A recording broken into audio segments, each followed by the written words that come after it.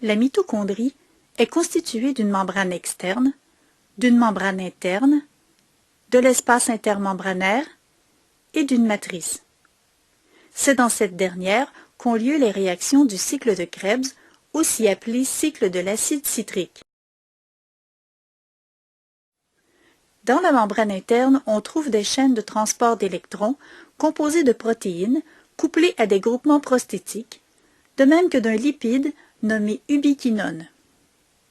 Les molécules de NADH et de FADH2 se trouvant dans la matrice de la mitochondrie véhiculent des ions hydrogène et des électrons à cette chaîne de transport.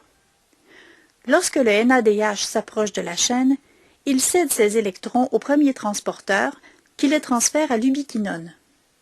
Des protons sont alors pompés depuis la matrice vers l'espace intermembranaire.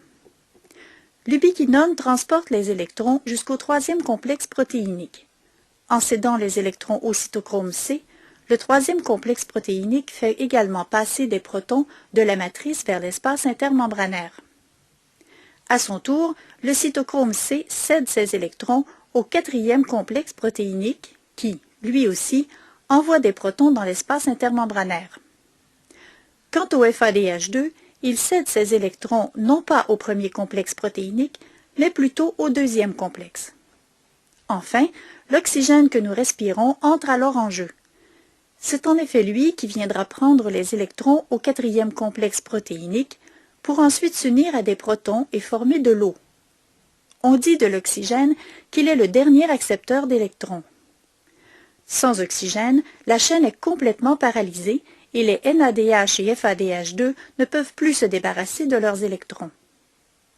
Les protons accumulés dans l'espace intermembranaire retournent dans la matrice en passant par un canal. C'est l'ATP synthase. Il s'agit en fait d'une enzyme capable, grâce à la force protomotrice, d'assembler un phosphate inorganique à une molécule d'ADP, créant ainsi une molécule d'ATP.